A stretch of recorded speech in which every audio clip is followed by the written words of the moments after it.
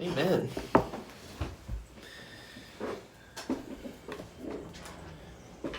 Well, we're going to continue on. I'm sure it'll help give me some context and insight into the Analects as we continue, and possibly some other future things that we may delve into. But I've been reading a lot of not a lot, but at least a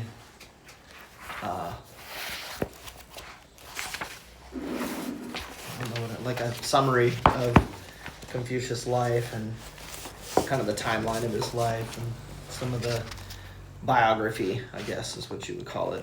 And it's been really interesting to see how and what he went through in life, how people received him while he was alive versus how people thought of him after his death, and what things have become, and also from what source did he glean, the wisdom that he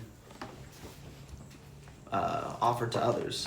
It's quite an interesting situation there. So I think you guys are somewhat, I don't know if Emmanuel, did he ever take any time to give you guys any history of Confucius' life? I know that he did it from time to time as you were going through things, but generally speaking, there were a few early dynasties that had some really righteous rulers, and those were a number of generations prior to Confucius' time. And so whether it was the testimony by word of mouth,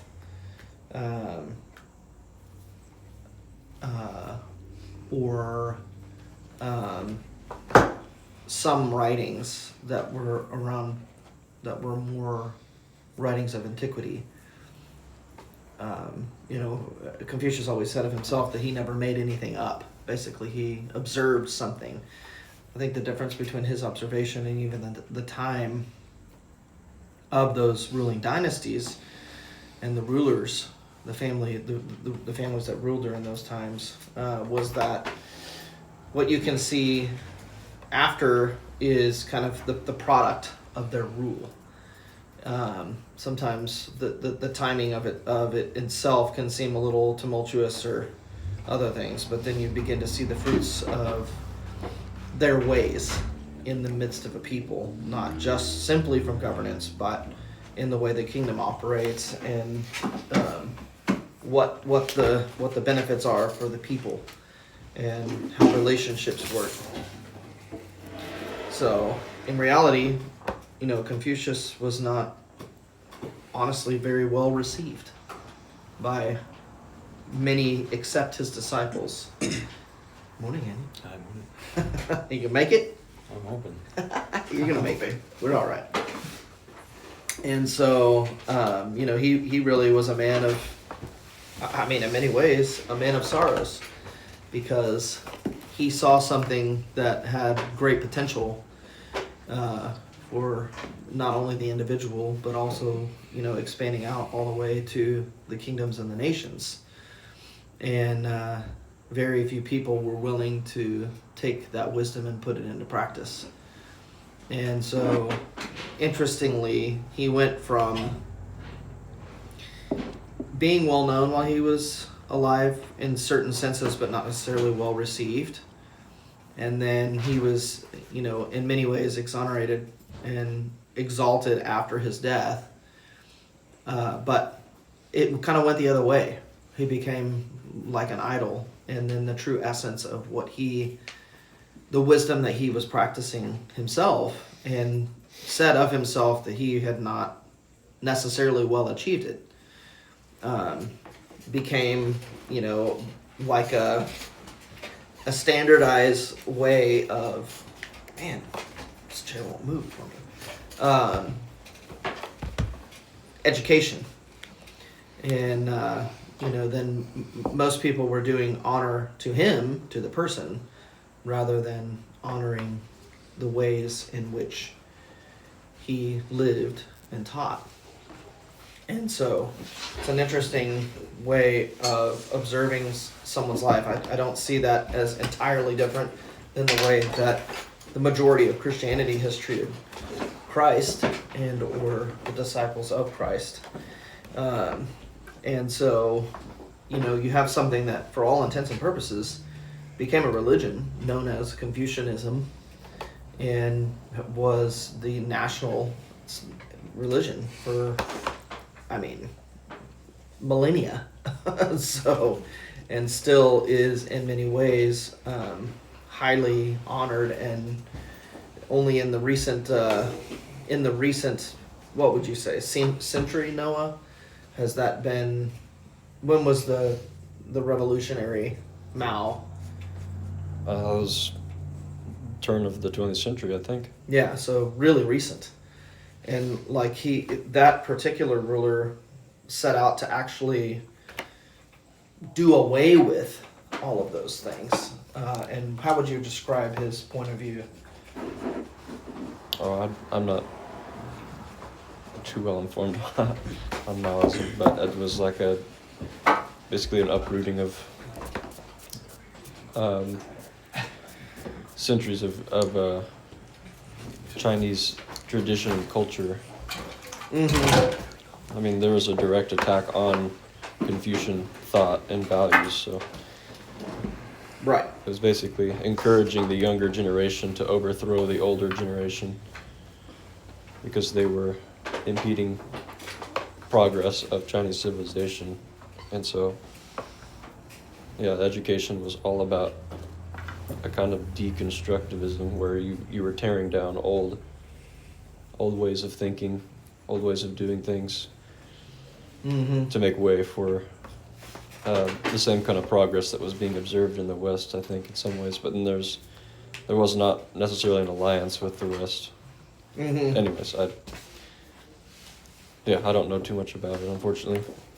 Yeah, I just remember, the similarities between certain stories, which were not just stories, they were actual accounts. These same rulers and even some before then had tried to take even some of the libraries of antiquity and burn all the wisdom literature and everything. It was crazy stuff. Similar things that we saw. I'm wrong about the turn of the 20th century. It was closer to the around World War II time, actually. Mm-hmm. I think. Real recent. Yeah. So even more recent. So it would have been. Yeah. Anyway, those things were very similar to what happened in other areas of the world, where there was a pretty dramatic attempt to do away with former ways and ancient wisdom. The Bible endured those kinds of things as well. So, just bringing some further context to this, it. As we have said before, in reading these, a lot of the value is, maybe there is definitely value in the principles that are shared, but there's a lot of value in observing, the relationship between disciple and teacher.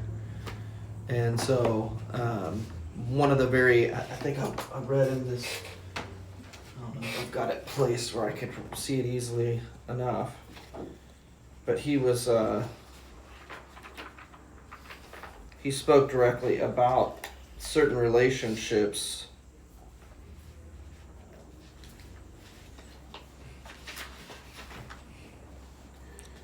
Yeah. Speaking of, a people, the Chinese people as a nation, were a people that somehow were willing and saw the need to be governed. They wanted to be governed in the right way, but as a nation, they had more the mindset of that necessity, and so they were submissive by nature, as in juxtaposed or in comparison to other nations historically. And so it says, this readiness to be governed arose, according to Confucius, from the duties of universal obligation, or those between sovereign and minister, between father and son, between husband and wife, between elder brother and younger, and those belonging to the intercourse of friends. Men, as they are born into the world and grow up in it, find themselves existing in those relations. They are the appointment of heaven, and each relation has its reciprocal obligations, the recognition of which is proper to heaven-conferred nature. It only needs that the sacredness of the relations be maintained and the duties belonging to them faithfully discharged, and the happy tranquility will prevail all under heaven. As to the institutions of government, the laws and arrangements by which, as through 1,000 channels, it should go forth to carry plenty and prosperity through the length and breadth of the country, it did not belong to Confucius, the throneless king, to set them forth minutely, and indeed they were existing in the records of the ancient sovereigns. Nothing new was needed. It was only requisite to pursue the old paths and raise up the old standards. Isn't that interesting? Considering the words of like Isaiah, follow the ancient path, those kinds of things. That was obviously not a direct reference to these rulers, but that there was a way that was known, that had been given from above, that was meant to produce certain things in the midst of mankind. So, anyway, that gives you some perspective on Confucius' perspective, where he was seeing these things, how he had seen them bear fruit in the midst of his own countrymen through different periods of time. And so what was fascinating to me about that particular section of writing was a recognition of what our brother Emmanuel called relational IQ. There are certain sets of relationships and certain sets of priority and administration and function in those relationships that should be recognized and put in their proper place and order. And that's not something that was foreign to the apostles' writings either. Paul, in nearly every single one of his letters that he wrote to the churches, included basically those exact same relational sets and put them in a proper order. And that particular chapter there that I just read from goes on to talk about headship in the household. So it's pretty amazing to see the parallels in ancient wisdom related to relationships in life. And much of these conversations are about relationships both within the context of administration and government as well as in life in general. The filial relationships, how you treat and honor your parents and your elders, as well as those who are in authority, and then how you treat and honor those who are members of your family and those who are your acquaintances. Those are all put in their proper place. And the true gentleman, or the one who wants to live their life according to the mean, which is this standard, and we could call it, a righteous standard, will be able to operate in those relationships in the proper manner. And I hope that we're beginning to see, not because, but just through observation and conversation, that we can put these things into effect in the relationships that we have in life and bear good fruit. And I want you guys to be able to really see that those things are more profitable, more valuable, and more worth pursuing than what mankind typically pursues, especially in Western culture, which is self-achievement, wealth, and fame, basically, and dominance in certain relationships, or but all those things, each one of those things may have a noble aspect to them, but without the greater consideration and placement and order of proper relationships in life, what value do they have? and I think that's the sentiment of the scriptures when it says things like, "What does it profit a man if he gain the whole world but loses his soul?" What do you have? And if you have everything in the world but no one to enjoy it with or share it with, then what value does it have? And those who have achieved those ends are very lonely people, and they've said so. And they've tried to tell the other people that pursue the thing that they have that it's not worth it. And everyone just says, well, that's easy for you to say because you've got what we want. So it's easy for you to say that from that standpoint, but we still want to pursue what we want to pursue. And if we can set those things away, that is a great portion what it means to overcome the world. Not just not pursuing wealth, but not pursuing or trying to attain certain things in life based on that mindset. And if we will put relationships in proper order and really do diligence to talk things through, then we find that it's not about trying to get to certain achievements and accomplishments in life so much as it is establishing the things that have value.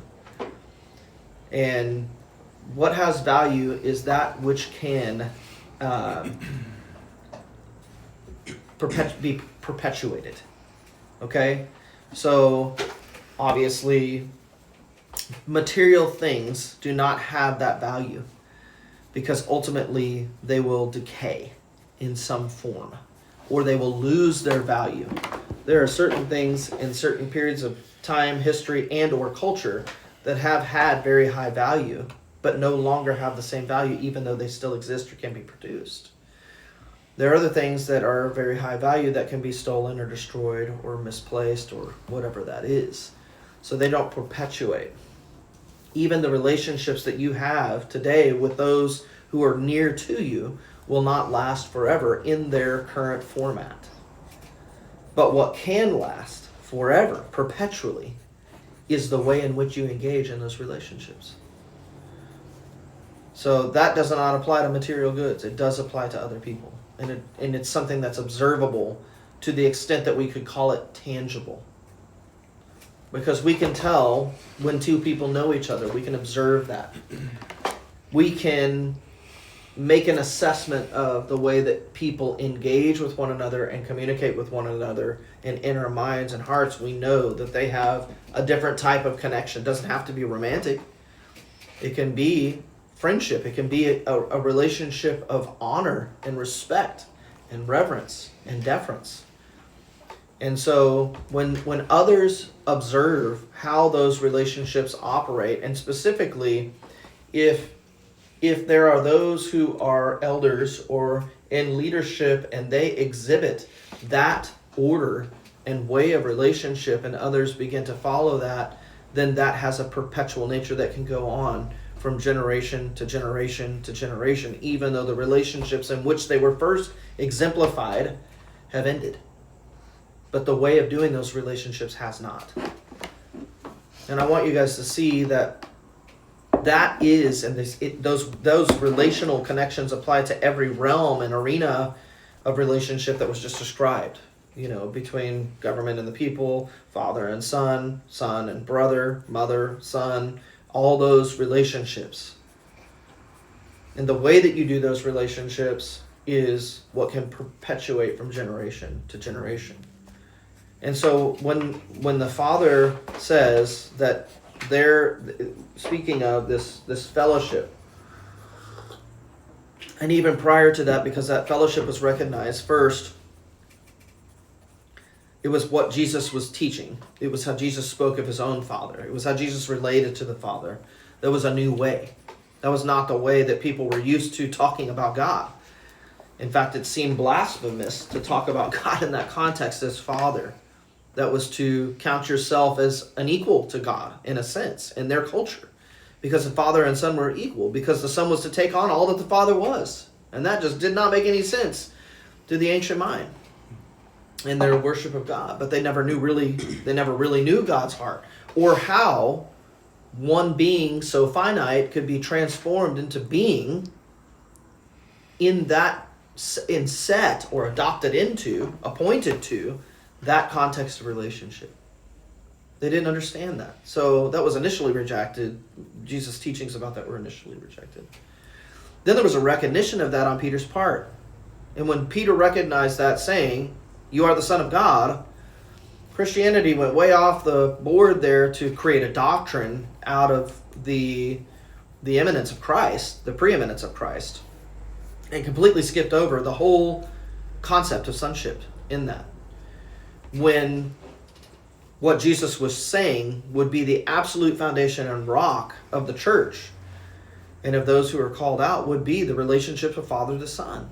That was the first and primary setting from which every other relationship would be set in place in order and have its proper function. So that's a foundation, because on it everything else is built. And so Paul goes in his travels to set that very foundation. When Jesus prayed the high priestly prayer, and his function as a high priest was not only to give of himself to make a way, it was ultimately, having overcome the power of death, to be appointed at the right hand of God, the highest place of power in all creation and even outside of creation, to be able to administer such a government, Father-Son relationship. And so that was the very thing that he prayed for, not only his disciples, but those who would believe on their word. And what was their word? It was that foundation. It was that gospel, the gospel of the kingdom, its foundations, its building, its settings, its governance. And so that continued on. Later on, we see in the Apostle John's epistle, in 1 John, that when he is communicating and initiating relationship with others, and initiating or calling those or inviting them into a certain kind of relationship, he says, the hand of fellowship that we offer you is that of the Father, fellowship with the Father and the Son. We're right back on that same foundation. He says it's the first foundation stone we lay. So those are the primaries.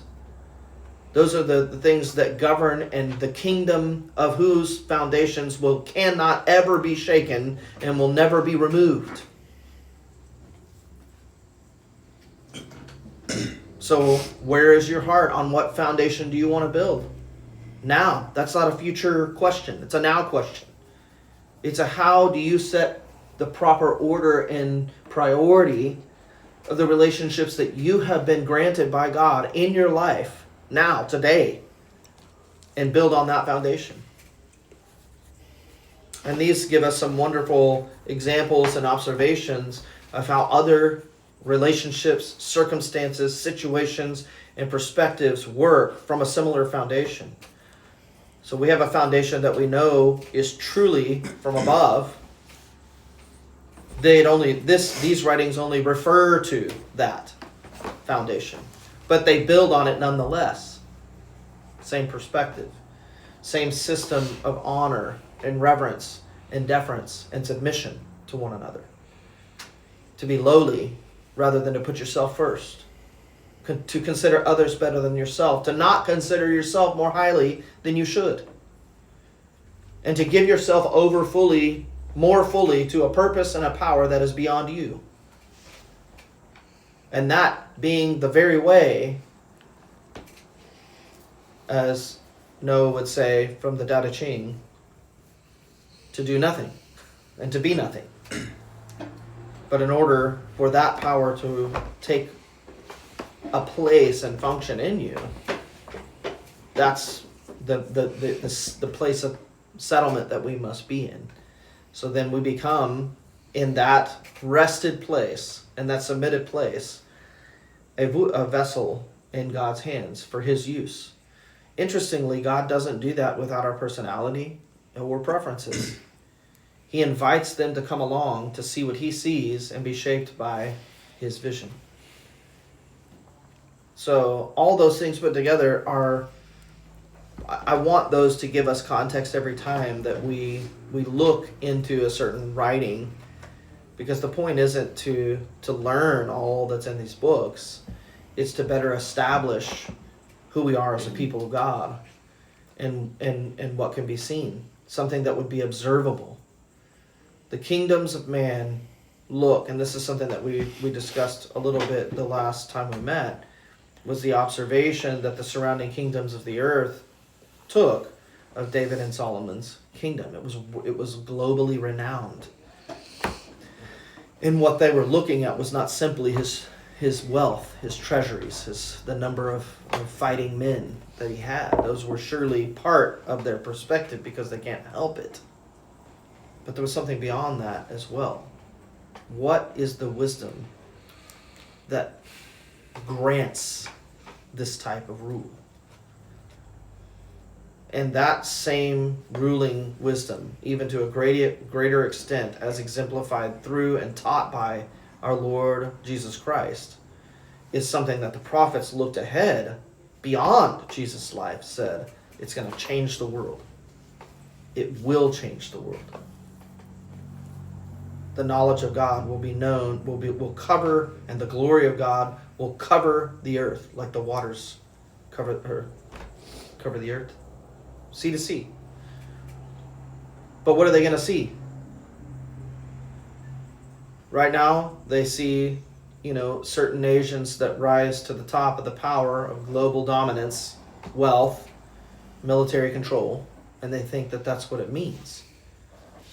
And it doesn't take long for the corruption of man's heart to show through. But God's kingdom is from within. Starts from within, governed from within. Not measured by the things outward. God looks on the heart. Man looks on the outside.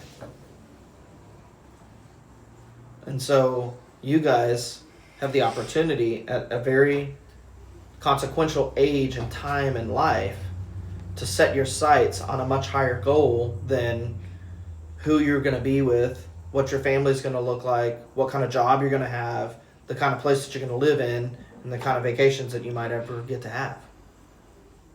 Those are extremely short-sighted and unfulfilling. They will not fulfill you the way that you imagine. It doesn't mean those things may not come to you, but that should not be your concern. There's something of greater value that you can pursue. That's why Jesus said, first, pursue the kingdom of God and his righteousness. All of these other things will follow in their proper order, in a sense. But put his kingdom first. His kingdom is the establishment of these ways. His kingdom is a culture. It's an order of relationship. So, let's move on in the Analects. Where are we? Book 12. 12 what? 12. Okay. Isaac and then Naomi.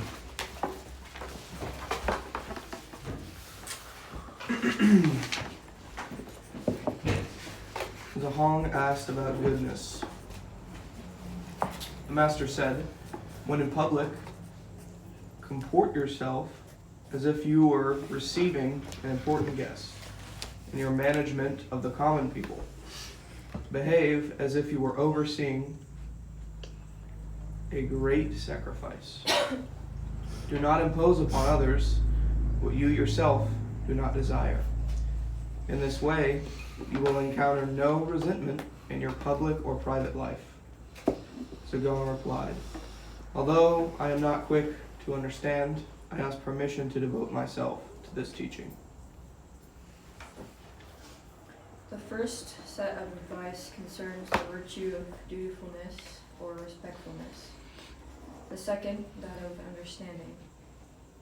The phrase rendered in your public or private life means literally in the state or in the family. And this line as a whole might alternately be rendered, do not let resentment affect you in your dealings, in your state or in your family.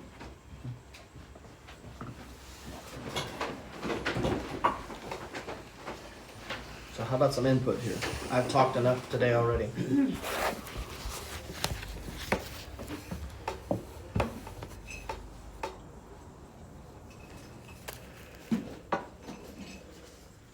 What does comport mean? Like behave? It's a composure.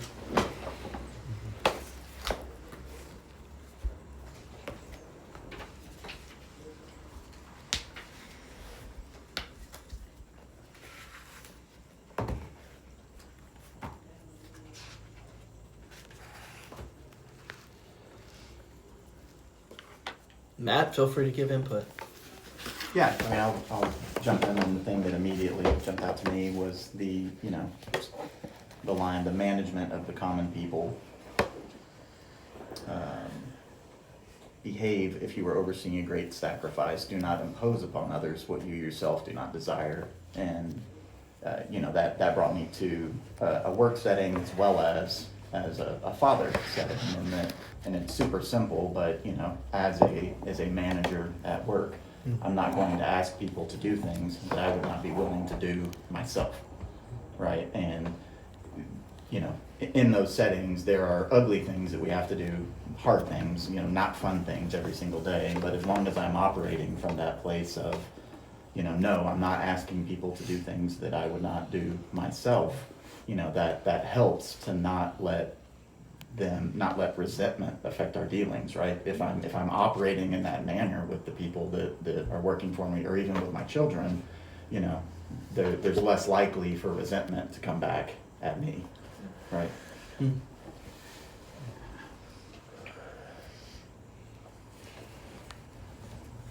So to behave as if you were overseeing a great sacrifice, what's that indicating? What is that behavior about? What does it communicate?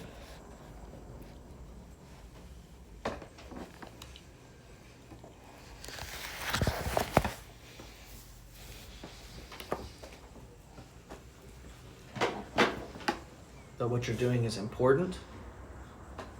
That you do what you do with intention? And that it has a purpose?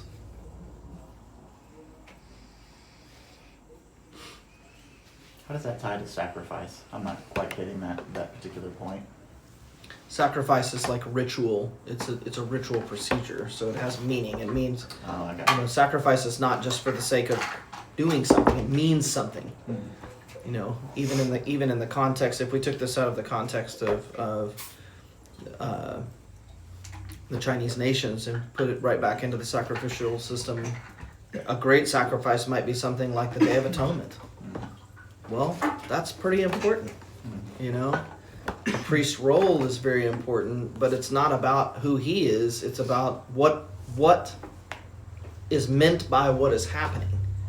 And so, he's saying if you are in the management of the people, and that's why I mentioned those three things, which I probably can't even remember what I said, but importance, intentionality, and what was the other one I said? Purpose. So it's something beyond yourself. Right? But you are showing propriety and honor and reverence as well. And so you're not just, it's not casual to you. And that keeps, in essence, back to the example with Israel, the fear of the Lord at the top center place. And so, the priest is honoring God, not just in fear of his own life if he does something wrong.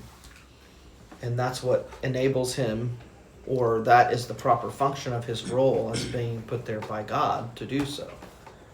So the underlying assumption here as well is, and that's throughout this whole understanding, is that all leadership is appointed by God. It's appointed by heaven. And so then they are expected to fulfill those roles, those appointments, in a certain way with reverence toward heaven, because it's not only them. Obviously, the do not impose upon others what you do not desire is what we would call the reverse not the opposite of, but a reverse statement of what is considered to be the golden rule. Do unto others as you would have them do unto you. And throughout this literature, it's stated as do not do to others what you would not want them to do to you. So it's the same piece of wisdom.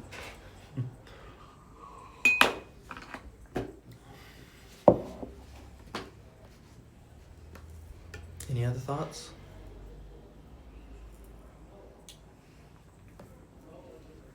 It's better as a discussion because it allows you to apply yourself to what's here. So I guess they're trying to imply, like you talked about the priests, and obviously they were doing it unto God.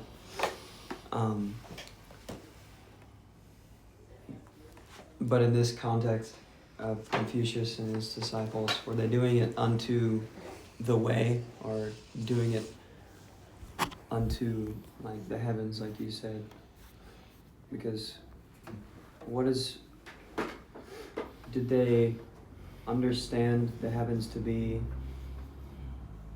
something like God, or just like some kind of universe understanding? In antiquity they did, but never the person, and Confucius himself never, or very rarely, ever spoke of a person of God. But the point here in the writing is not about showing reverence and honor to that person, Yeah.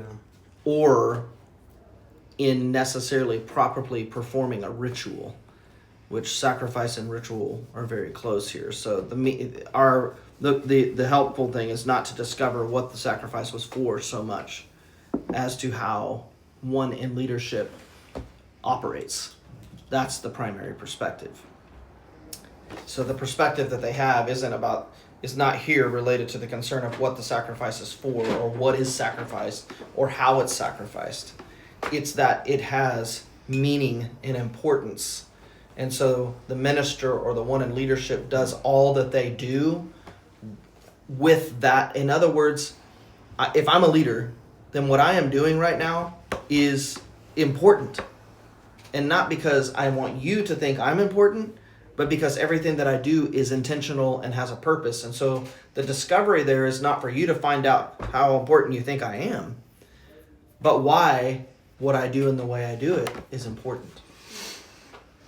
And so that's because that points to something that is beyond the person, Yeah. and more about how to do things.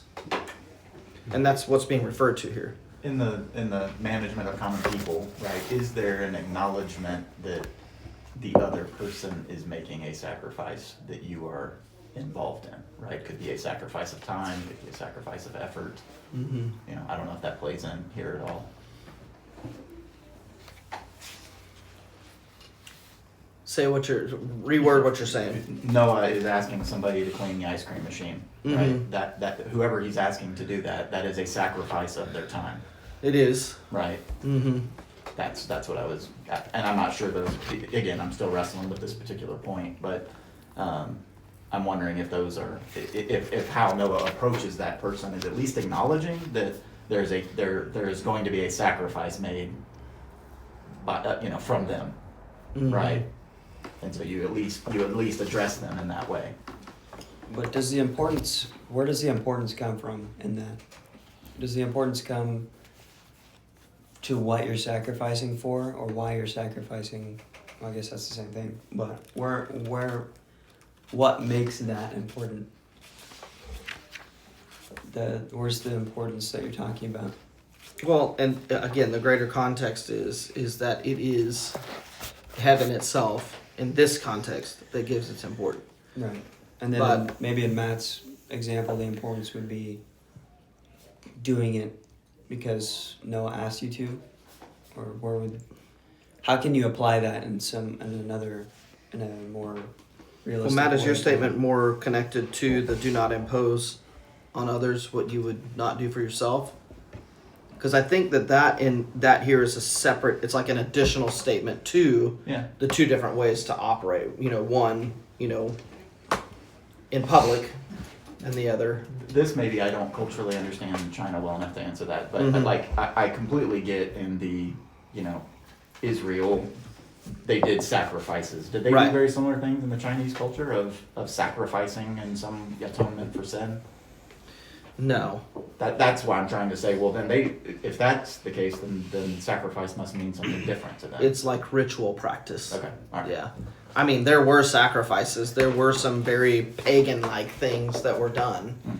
You know, I think that there were even people slain Mhm. in honor of certain ancestors and whatever else, and those were considered a sacrifice. But that's not as common as the ritual practice of honor. And what are you honoring? It was always, the honor was not, and before, until it was like perverted in later years, it was honoring a person's way of life and not the physical flesh of the person. Mhm. But all of those things became very twisted and changed through later generations. Yeah. You know, especially once literally statues and buildings and all those kinds of things were put up, quote unquote, in their honor. But then, you know, what follows is people kissing the ground in front of them and that kind of thing. Mhm. And, you know, that it's a really big derailment. So showing that person honor in that way does not mean you live in thought the way that they did. And so you're super far apart from them, even though you think that you're honoring them in a certain way. So, Noah, any insight on that? On the subject? I think, like the origination in ancient Chinese culture of the sacrifice was in the earlier dynasties. There would be, I don't know if it was an annual sacrifice or if it took place. There were like longer interims in time before each sacrifice. It was a regular sacrifice, but it was one performed by the emperor, actually, Okay. also known as the Son of Heaven. That's what they called the emperor. Mm-hmm. And he, I unfortunately can't remember the details or even the significances of the sacrifice, but it would basically be something that the ruler of the people would perform to and for heaven. So he would represent the people by enacting that sacrifice, and it was a really, really big deal for the Chinese people. And so, a great sacrifice being mentioned here is, it's not, as I think my dad has mentioned, it's not as much a matter of thinking about the details or even as much the purpose of the sacrifice, as much as you're considering the significance of it or the importance of it, or the I got it. just the seriousness of such an event. And so it does very much have to do with ritual, in that if there's anything that you're going to be performing according to a certain standard or a code of conduct, it's going to be a great sacrifice, the overseeing of a great sacrifice, because you can see he doesn't just say the performance of one, he's talking about the overseeing of one, which means you're in a position to make sure that it's being performed according to ritual propriety.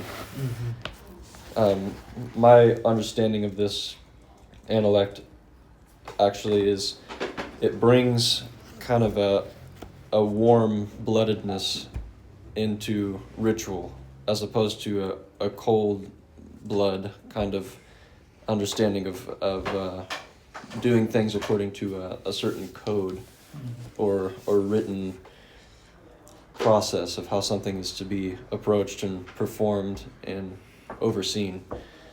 Because the master is actually, I think, quoting from, my best guess would be the Book of Rites, which is basically that code. It's a large book that basically goes over how to properly conduct yourself in just about everything. So it was kind of the Chinese equivalent of the Law of Moses in a sense. And what he says here, though, and I think he's quoting from it, he says, "When in public, comport yourself as if you were receiving an important guest, and your management of the common people behave as if you were overseeing a great sacrifice. What I see there is an intertwining of the way that you would often compose yourself in public being not wholly distinct from the way that you would treat and honor people that you're inviting into your own household, and vice versa. So basically, in public, comport yourself as if you're receiving an important guest. So in a public comportment or performance, or even the state of mind or the kind of person that you're carrying in public, is perhaps something not often done with the heart, as it would be in the case that you're inviting someone into your own household. While on the other side, having someone brought into your household is maybe not something that would be done with the same consciousness of a system of honor that you would if you were in public. So what he's doing here, I see, is bringing the two together. So you don't carry one face in public and another face in your household, is what I see being reconciled in this Analect. Yeah. So in doing so, we see that you don't switch into different ritualistic or religious modes by operating according to ritual. It's actually something that, watch why I said it's more warm-blooded than that. There's actually something far more living about it. That it comes from a place that is natural in you and is real in a way that it wouldn't be if it was merely ritual, something that you're trying to adhere to as separate from yourself, as something that you're trying to imitate or to copy in a way that's not authentic or genuine. And so he appends his central principle of shu. We talked about that last week. Shu being understanding, which is encapsulated in the phrase, do not impose on others what you yourself do not desire. And the relevance of that is it's basically looking at this same reconciliation between the way that one carries oneself in different circumstances as basically it's not something that should be seen from one's own point of view merely. Obviously, when you're considering your behavior, you're considering it most beneficially from another person's point of view, because to carry yourself in a false and inconsistent way comes across to other people as inconsistent, first of all, but also as lacking that genuineness or that natural flow and living expression of one's true self as brought out by living according to the way or according to ritual standards, rightly practiced. And so it's not merely shared by Confucius to Zhang Gong to avoid getting on the wrong side of people or to avoid resentment, even though that's what he says. And this way you will encounter no resentment in your public or private life. But that would be the immediate result or consequence of a kind of a double life, to put it a little bit dramatically. I think too we have a tendency to let's look at just the first phrase of his quote, which is, when in public, comport yourself as if you're receiving an important guest. How do you treat an important guest? With honor, with deference, with commendation, and acclamation. And so that's how you would do that. But he's saying in this what he's wanting his disciple to think about is, what if there is no important guest Mhm. and you still treat people Yep. that way? Right. Mhm. That's how you're supposed to be. Mhm. So in relation to our discussion about sacrifice, it's not about the guest. Mhm. It's about how you do things. Yeah. And specifically in relation to what the final statement is, no referring to, that's the way you live your life. It's where you are all the time. And nothing affects that. So, there are certain people of whom, like,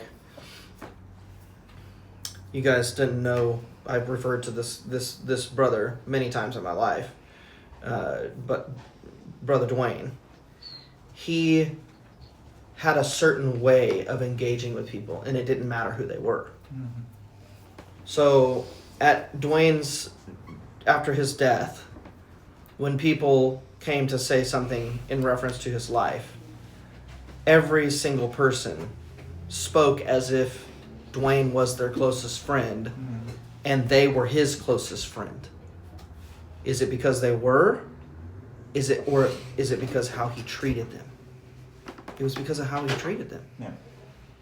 And so that was a consistency in his life that carried through all relationships, regardless of who the person was, where they came from, what their situation was, all those things that would typically, in our minds, in the mind of a typical person, be a cause for judgment and therefore different treatment. And so this is actually a step above that in terms of how you go about doing things. It's not about judgment of characters and appearances, but I'm using that as an example.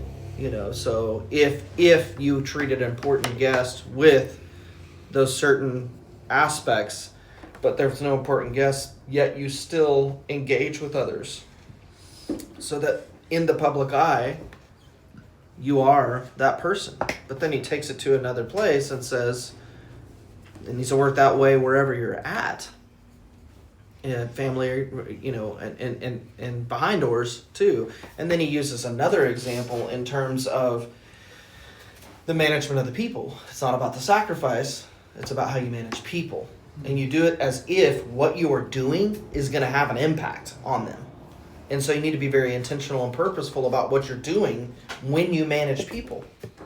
Mhm. So those are I'm just adding to the discussion here, but Elijah asked an important question about kind of where is the importance, right? And I think maybe a helpful way to look at that is to look at it from the opposite perspective of what happens when you treat things as casual, right? What does that produce, right? What where does that play itself out? So I guess the Right. importance is what we're talking about is that way of thinking with that genuine Mhm. attitude. Which brings me to something kind of interesting. There's a Chinese phrase. It's just called it's a way to explain someone or an attribute of someone. It's like ren zhen de ren, which means like there's no exact English translation besides like serious person or real person. But I think that could be very applicable to this because it's like it's an attribute to carry in life, which means you're a genuine, like, I don't know, that's the only way I've heard it explained is like real person. Mhm. But I think it's this, obviously this phrase was probably carried from some of this wisdom. I think I mentioned it before, but it's still interesting to see how that kind of ancient wisdom or way is still practiced in ways that even native speakers might not realize. But yeah, that had just come to mind when we were when we talked about this kind of being applied to a way of living or understanding life Mhm. in kind of a genuine way towards relationship and things that you do with other people. Mm-hmm. Yeah. I And think- go ahead. I was gonna say, I think that's that concept of realness or genuineness, right? That's in the scripture. That's that's often another word for truth, right? Right. Sincerity, Yeah. truth. Yes, but just walking in that truth, walking in that reality, walking in that sincerity, right? It's certainly important in our relationships. It's also so important in our relationship with God, Right. That's where religion comes in, right? If you're not walking in that reality, if you're not being genuine, putting on the good face, right? Those kinds of things. Hmm. Mm-hmm. Yeah, and I was thinking along that very line similarly, in that, there are people who are they have a very much a front, but they live in that front. So some people are truly sincere. Some people can be sincere, but then they're almost like two faces, Yeah. right? And then there's other people who live in the face, and you never even know who they are because they're only that face. They are what they're not all the time. Yeah. And that I've known all those characters, and that's one is hypocrisy, the other is a mold that has to be broken. That's Since- super easy to see in TV personalities, Yeah. right? I'm with you. Like you see it Right, more, in more because live, they but are- It's really they're dramatic literally a face, in yeah. TV personalities. Right. And then it's easy to see, so like with actors, that those play out really, really obviously. Because you can see one person who's a really great actor and you become endeared to their character, and then you meet him in person, you're like, oh man, that is not that person. They are two different people. Yeah. Or they can be two different people. And then there are those who you meet where you're like, I don't know who they are. Because they were like this when they were acting, and I still can't figure them out when they're not acting.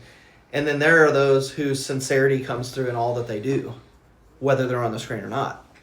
It's a totally different kind of character. So those are, some illustrations of how people are. And our purpose is not to judge people, but we should evaluate ourselves. And, sincerity is not about spilling all the beans, but it's about being truthful, honoring truth. And I think Elijah and I were talking about that the other night in relation to what a young person may, what are some of the very fundamental things that a young person may look for in relationships, and specifically in a future spouse. Well, my recommendation is you need to find someone who is sincere. Because play out those illustrations just in the context of a potential relationship, and that could be really troubling. Somebody, a hypocrite, that's not really favorable. Someone you can never know, that's not really that favorable either. And so that should be a bit of a, that needs to be out in front of you in regards to all relationships in life. To apply discernment and caution when you don't perceive and cannot confirm sincerity, and not just but a pursuit of truth. So there's different levels of that too. There are those who seek truth, and there are those who can never escape it. And you kind of want to be around or find those who can't escape it. Because even if they don't like it, they can't help it but pursue it. There are those who pursue it, and when they find it, they don't like it and they leave. But there are those who are changed by truth because they can't help it. And that's the kind of people you want to really, those are the ones that you would want to forge close relationships with, are those who can't escape truth. So, any other thoughts? We're getting close to our time here. I have a thought that's not really backed by any source that I'm aware of about Zhong Gong. I actually don't really know much about this disciple at all, but I have an impression that he was a student. I feel as if he was probably a young man who had a particularly strong desire to win the approval of others. Obviously, every disciple wanted the approval of their master, but I think he in particular may have had trouble with what other people thought about him, and that he was particularly sensitive to negative response or input from anybody. And so he actually feared resentment. And as we know, the master would address the particular issues in each disciple by answering the same question differently depending on the disciple, which yeah, we're about on the to disciples see. themselves, yeah. We're about to see that. And he did previously because he already answered Yeah, he'll one. keep doing it. But obviously he addresses resentment here with Zhonggong, and I actually prefer the alternate rendition of that last sentence where it says, "Do not let resentment affect you in your dealings, in your state, or in your family." And so, I mean, that's one of the main causes, or I guess motivations of putting on different faces before people or in different circumstances, is because you want to be approved by and appreciated by others. And so the way people do that is to not really adhere to their true selves, but express themselves in a kind of chameleon-like way. And that's what the master's encouraging Zhonggong against, is ritual or adhering to this way of doing things in a proper way is not something that will, if you're following it correctly, will allow you to switch faces like that. But it's actually something that will bring consistency to your behavior, and will actually bring out your true self. But again, I don't have any real knowledge of this disciple, so I think that's spot on. Maybe from another perspective, I'm in agreement with you. If you're behaving in a certain way because you think it's going to produce another behavior in somebody else, right, and you're expecting that behavior and wanting that behavior, like, that's not the right mode, right? There's a right way to engage in relationships and behave independent of what happens on the other end. You know what I mean? Yeah. Yeah.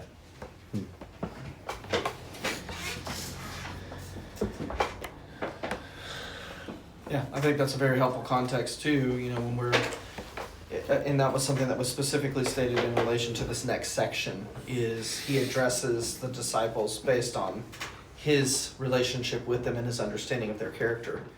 And so, you know, when we see, as you're looking ahead or behind a little bit, recognize here's three in a row basically, that of disciples that ask him about goodness, and he gives them each a different answer. So keep that. Thank you for reminding us of that, Noah, and bringing forth that observation about this particular disciple's life, because it helps us understand that context much better, and then what the intent of the master is, how he shapes, and how a person can be shaped through through the same principles, but in different ways. Anyone else have any thoughts?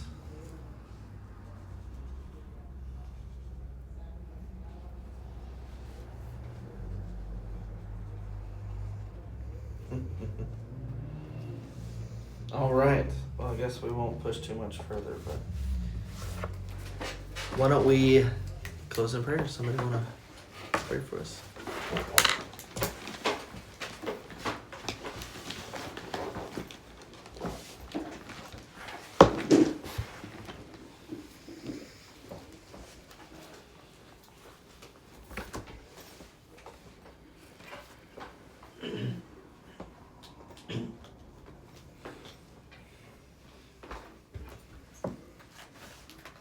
Making me call on somebody.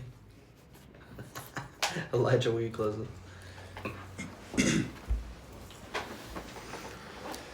Lord, we bless your holy name. God, I pray that we would learn to live with a true heart, Father, towards towards our lives and towards those you have placed in our lives, Lord. But most importantly, towards you and towards a life that you have set out for your people to live. That is the truest thing we can do in life, is to live unto you, Father, and for you.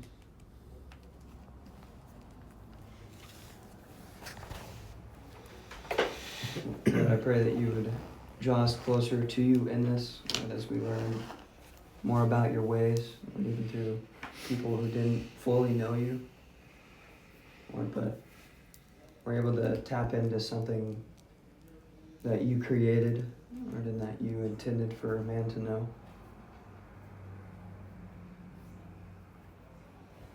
So I pray for the ability to learn wisdom and to practice wisdom in our lives, and that we would do this carefully, Lord, and intentionally.